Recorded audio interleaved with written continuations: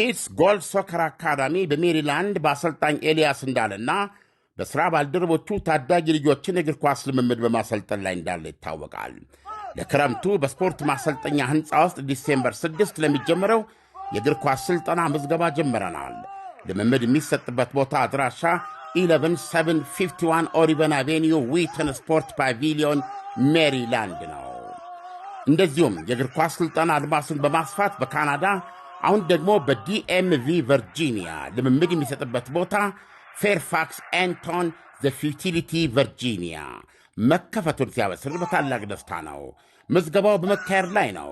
በታዋቂው የቀድሞ የኢትዮጵያ ብሔራዊ ቡድን ተጫዋች ሌጀንዱ ተካበ ዘውዴና ከአገር ቤት ጀምሮ ሕፃናት ልጆችን በማሰልጠን ከሚታወቀው አሰልጣኝ ኤልያስ እንዳለ ጋር በመሆን ልምድ ያላቸው ወጣት አሰልጣኞችን ጨምሮ ልጆቻችሁን ለማሰልጠን ዝግጅታችንን ጨርሰናል።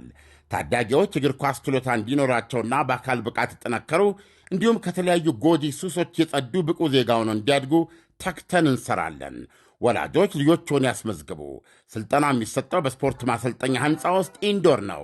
ከእናንተ የሚጠበቀው በሁለቱም ስቴቶች ዕድሜያቸው ከ15 በታች የሆናቸው ታዳጊዎችን ማስመዝገብ ብቻ ነው። አካዳሚያችን የመለማመጃ ኳስ በነጻ ያቀርባል። ለ3 ወር ሥልጠና በወር $100 ብቻ በመክፈል ዌብሳይቱ ላይ በመግባት ሬጂስተር ማድረግ ብቻ ነው። www kidsgoalsocceracademy.com ለመዝገባም ይሁን በማንኛውም የልጆቹ ሥልጠና ዙሪያ ጥያቄ ካለው በዚህ ስልክ ቁጥር መደወል ይችላሉ። 18008822 ኪድ ጎል ሶከር አካዳሚ። ጤና ይስጥልና አድማጮች፣ ይህ አዋዜ ልዩ ላልሰማችሁ ነው። ከመረጃዎቹ ጋር አብርሃም መኳንንት ነኝ። ጃፓን በታይዋን ጉዳይ ከቻይና ጋር የገባችበትን ውጥረት ለማርገብ እየሰራች ነው ተብሏል። ይህንን ለማድረግም ትላንት የውጭ ጉዳይ ሚኒስቴሯን ከፍተኛ ባለስልጣን ወደ ቤጂንግ ልካለች። አዲሷ ጠቅላይ ሚኒስትር የማይነካውን ነክተው ውጥረቱ አስፈርቷልም ተብሏል። ቻይናውያን ወደ ቶኪዮ እንዳይጓዙም ክልከላ ተቀምጧል። ሩሲያ በውጊያ የተረጋገጠ 5ኛ ትውልድ የጦር አውሮፕላኖቿን ለዓለም አሳየች። ኢራን በፓኪስታንና በአፍጋኑ ታሊባን መካከል ያለውን ውጥረት ለማርገብ የማሸማገል ሥራ ልትሰራ እንደሆነ ተነግሯል። ሐማስ የመንግስታቱ ድርጅት የጸጥታው ምክር ቤት ድምፅ የሰጠበትን የመፍትሄ ሐሳብ ውድቅ አድርጓል። ዩክሬን 100 የሚደርሱ ፈረንሳይ ሰራሽ ራፍላይ ተዋጊ ጀቶችን ልታገኝ እንደሆነ ሰምቷል። ሁሉንም ጉዳዮች በዝርዝር እናስደምጣቸዋለን። አብራችሁን ቆዩ። ጃፓን በታይዋን ጉዳይ ከቻይና ጋር የገባችበትን ውጥረት ለማርገብ እየሰራች ነው ተብሏል። የጃፓን ነባር የውጭ ጉዳይ ሚኒስትር ይህንን ተልዕኮ ይዘው ትላንት ወደ ቤጂንግ ማቅናታቸው ተሰምቷል። የውጭ ጉዳይ ሚኒስቴሩ ባለስልጣን በጃፓንና በቻይና መካከል ለሳምንታት ያህል ተካሮ የሰነበተውን ዲፕሎማሲያዊ ውጥረት ለማርገብ በሚል ነው ያቀኑትም ተብሏል። አዲሷ የጃፓን ጠቅላይ ሚኒስትር ሳናኤ ታካኢቺ የቻይና በታይዋን ላይ ጥቃት መሰንዘር በጃፓን የህልውና ስጋት ያስከትላልና ጃፓን ይህንን ቆማ አትመለከትም ብለው ነበር። ጠቅላይ ሚኒስትር ታካኢቺ አክለውም ቶኪዮ ወታደራዊ ምላሽ ትሰጣለች በማለት ቻይናን ማስጠንቀቃቸው ይታወሳል። ቻይናም ውጥረቱን ተከትሎ ዜጎቿ ወደ ጃፓን ከመጓዝ እንዲታቀቡ ማሳሰቢያ አውጥታለች። ምክንያቱም የህዝብ ለህዝብ ግንኙነት በጃፓኗ ጠቅላይ ሚኒስትር ተበላሽቷልና ከጉዞ ታቀቡ ነው ያለችው ለዜጎቿ።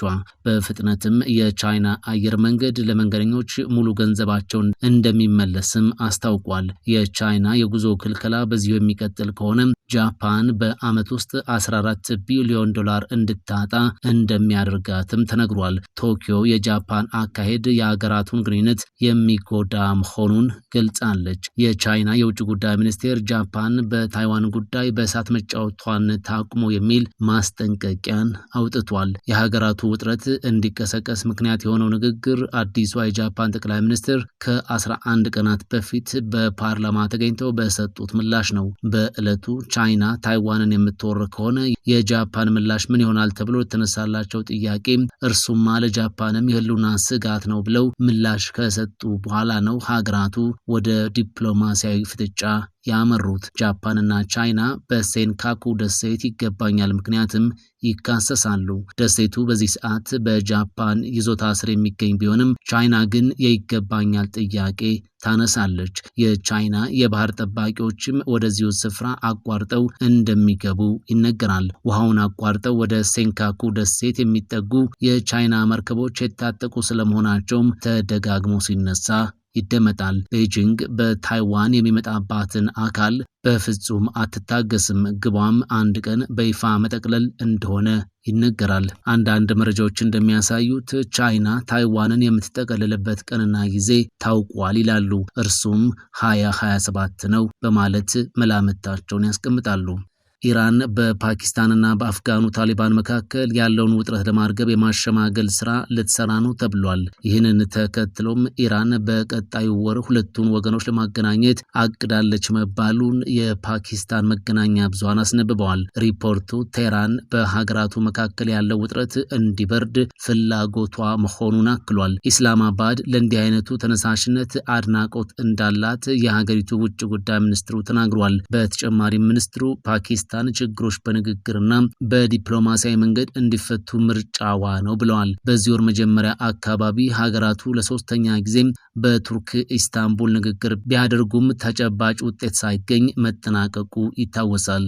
ሩሲያ በውጊያ የተረጋገጠ 5ኛ ትውልድ የጦር አውሮፕላኖቿን ለዓለም አሳየች። ይህንን በማድረግም የቴክኖሎጂ ሉዓላዊነቷን አረጋግጣለች ሲል ስፑትኒክ ኢትዮጵያ ዘግቧል። የሩሲያ የመጀመሪያ ምክትል ጠቅላይ ሚኒስትር ዴኒስን በማካተት በስፍራው የሚገኙት የአገሪቱ ልዑካን መሪዎች በዱባይ ዓለም አቀፍ የአየር አውደ ርዕይ ላይ የሩሲያ የአየር መሳሪያዎች ለውጭ ገዢዎች ያላቸውን ጥቅሞች አጉልተው አሳይተዋል። የተባበሩት አረብ ኤምሬቶች ፕሬዝዳንት ሼክ መሐመድ ቢን ዛይድ አልናህያን፣ የተባበሩት አውሮፕላን ኮርፖሬሽን እንዲሁም የሩሲያ ኤሮስፔስ እና መከላከያ ኩባንያ በኤግዚቢሽኑ ላይ ያቀረቧቸውን ሱ-57ኢ 5ኛ ትውልድ ተዋጊ አውሮፕላን ያክ 130 ኤኤም እና 76 ኤምዲ 90ኤን እንደተመለከቱም መረጃው ገልጿል።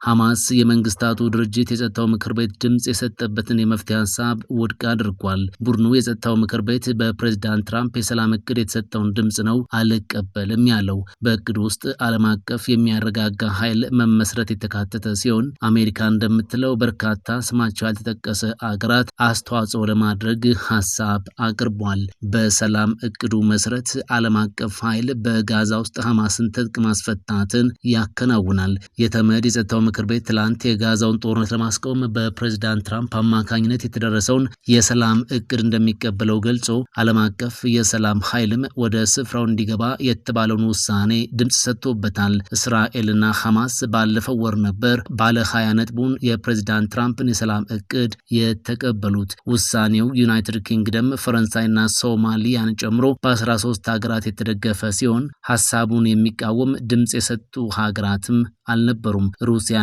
ቻይና ግን በውሳኔው ላይ ድምፅ ከመስጠት ተቆጥበዋል። የሩሲያ ድሮኖች የዩክሬንን መገናኛ ብዙሃን ተቋም ማውደማቸው ተገለጸ። የሩሲያ ሰው አልባ አውሮፕላኖች በዴኒፕሮ የሚገኝ የህዝብ ዜና ማሰራጫ ጣቢያ ህንፃ ላይ ነው ጉዳት ማድረሳቸው የተሰማው። ትላንት አዳሩን በደረሰው የድሮን ጥቃት 2 ሰዎች ላይ ጉዳት ማድረሱ የተሰማ ሲሆን በአፓርትመንቶች ላይም ጉዳት ተመዝግቧል። የዜና ማሰራጫው ያለበት ህንፃ ጣራው፣ በሮችና መስኮቶች ፈራርሰዋል ሲባል በሰዓቱ በክፍሎቹ ውስጥ ሰራተኛ ባለመኖሩ ጉዳት አላጋጠምም መባሉም ተነግሯል። ሰስፕሊን የተሰኘው ሀገር አቀፍ የህዝብ ማሰራጫ የቴሌቪዥን የሬዲዮና ሌሎችም የዜና አገልግሎቶች የሚሰራጩበት ነው። ዴኒፕሮ በምስራቅ ማዕከላዊ ዩክሬን የኢንዱስትሪ ከተማ ስትሆን በተደጋጋሚ በሩሲያ የሚሳኤልና የድሮን ጥቃት መመታቷን ሮይተርስ ዘግቧል። በዚህም መሰረት ንጹሃን ተገድለዋል። መኖሪያ ቤቶች፣ መሰረተ ልማቶችና ኢንዱስትሪዎች እንደወደሙም ተመላክቷል። በሌላ በኩል ዩክሬን እስከ 100 የሚደርሱ ፈረንሳይ ሰራሽ ራፍሌ ተዋጊ ጀቶችን ልታገኝ እንደሆነ ታውቋል። ዩክሬን እስከ 100 የሚደርሱ ፈረንሳይ ሰራሽ ራፍሌ ኤፍ4 ተዋጊ አውሮፕላኖች እንዲሁም የተሻሻሉ የአየር መከላከያዎችን ልታገኝ ነው ተብሏል። እነዚህ የጦር መሳሪያዎች ኪቭ ራሷን ከሩሲያ ከባድ ጥቃቶች የመከላከል አቅሟን ለማሳደግ ያስችሏታልም ተብሏል። የዩክሬኑ ፕሬዝዳንት ቮሎዲሚር ዜሌንስኪ ከፈረንሳዩ አቻቸው ኢማኑኤል ማክሮን ጋር በፓሪስ አቅራቢያ በሚገኝ የአየር ማረፊያ ስምምነቱን የያዘ ሰነድ ከተፈራረሙ በኋላ እርምጃውን ታሪካዊ ሲሉ አድንቀዋል። የራፍሌ F4 ጀቶችን እስከ 2035 ድረስ ሙሉ በሙሉ ለዩክሬን ለማስረከብ የታቀደ ሲሆን የጠላትን አውሮፕላኖች እንቅስቃሴ የሚጠልፉ ድሮኖችን በጋራ ማምረት በዚህ ዓመት ይጀመራል ተብሏል። እስካሁን ድረስ የጦር መሳሪያዎችን ግዢ ወጪ ለመሸፈን የገንዘብ ምንጭ ከየት እንደሚገኝ ያልታወቀ ቢሆንም ነገር ግን ፈረንሳይ የአውሮፓ ህብረት ድጋፍን ለማግኘትና የታገዱ የሩሲያ ንብረቶችን ለመጠቀም እንዳቀደች ተመላክቷል። የሩሲያን እንዳይንቀሳቀሱ የታገዱ ንብረቶችን መጠቀም 27 አባላት ያሉትን የአውሮፓ ህብረትን ለሁለት የከፈለ ውሳኔ ነው። ዘለንስኪ ሰኞ ዕለት ከማክሮን ጋር በጋራ በሰጡት መግለጫ ይህ ከሚቀጥለው ዓመት ጀምሮ ለ10 ዓመታት የሚቆይ ስትራቴጂካዊ ስምምነት ነው ብለዋል። በተጨማሪም ዩክሬን በጣም ጠንካራ የፈረንሳይ ራዳሮች፣ 8 የአየር መከላከያ ስርዓቶችና ሌሎች የተሻሻሉ የጦር መሳሪያዎችን ታገኛለችም ብለዋል። ኪድስ ጎል ሶከር አካዳሚ በሜሪላንድ በአሰልጣኝ ኤልያስ እንዳለና በሥራ ባልደረቦቹ ታዳጊ ልጆችን እግር ኳስ ልምምድ በማሰልጠን ላይ እንዳለ ይታወቃል። ለክረምቱ በስፖርት ማሰልጠኛ ሕንፃ ውስጥ ዲሴምበር 6 ለሚጀምረው የእግር ኳስ ሥልጠና ምዝገባ ጀምረናል። ልምምድ የሚሰጥበት ቦታ አድራሻ 11751 ኦሪቨን አቬኒዩ ዊተን ስፖርት ፓቪሊዮን ሜሪላንድ ነው። እንደዚሁም የእግር ኳስ ሥልጠና አድማሱን በማስፋት በካናዳ አሁን ደግሞ በዲኤምቪ ቨርጂኒያ ልምምድ የሚሰጥበት ቦታ ፌርፋክስ ኤንቶን ዘ ፊውቲሊቲ ቨርጂኒያ መከፈቱን ሲያበስር በታላቅ ደስታ ነው። ምዝገባው በመካሄድ ላይ ነው። በታዋቂው የቀድሞ የኢትዮጵያ ብሔራዊ ቡድን ተጫዋች ሌጀንዱ ተካበ ዘውዴና ከአገር ቤት ጀምሮ ሕፃናት ልጆችን በማሰልጠን ከሚታወቀው አሰልጣኝ ኤልያስ እንዳለ ጋር በመሆን ልምድ ያላቸው ወጣት አሰልጣኞችን ጨምሮ ልጆቻችሁን ለማሰልጠን ዝግጅታችንን ጨርሰናል። ታዳጊዎች እግር ኳስ ችሎታ እንዲኖራቸውና በአካል ብቃት ይጠነከሩ እንዲሁም ከተለያዩ ጎጂ ሱሶች የጸዱ ብቁ ዜጋ ሆነው እንዲያድጉ ተግተን እንሰራለን። ወላጆች ልጆችን ያስመዝግቡ። ስልጠና የሚሰጠው በስፖርት ማሰልጠኛ ሕንፃ ውስጥ ኢንዶር ነው። ከእናንተ የሚጠበቀው በሁለቱም ስቴቶች ዕድሜያቸው ከ15 በታች የሆናቸው ታዳጊዎችን ማስመዝገብ ብቻ ነው። አካዳሚያችን የመለማመጃ ኳስ በነጻ ያቀርባል። ለ3 ወር ሥልጠና በወር $100 ብቻ በመክፈል ዌብሳይቱ ላይ በመግባት ሬጂስተር ማድረግ ብቻ ነው። www kidsgoalsocceracademy.com ለመዝገባም ይሁን በማንኛውም የልጆቹ ሥልጠና ዙሪያ ጥያቄ ካለው በዚህ ስልክ ቁጥር መደወል ይችላሉ። 18008822 ኪድ ጎል ሶከር አካዳሚ። ፈጣን ያልተሰሙ መረጃዎችንና ትኩስ የኪነ ጥበብ ዜናዎችን ለማግኘት የቁም ነገር ሚዲያ የዩቲዩብ ቻናልን በመቀላቀል ቤተሰብ የሆኑ ቻናላችንን ሰብስክራይብ ያድርጉ። በቲክቶክም አለን። ቁም ነገር ሚዲያ ኦፊሻል ብለው ይከተሉን። እናመሰግናለን። ቁም ነገር ሚዲያ፣ ለቁም ነገር እንሰራለን።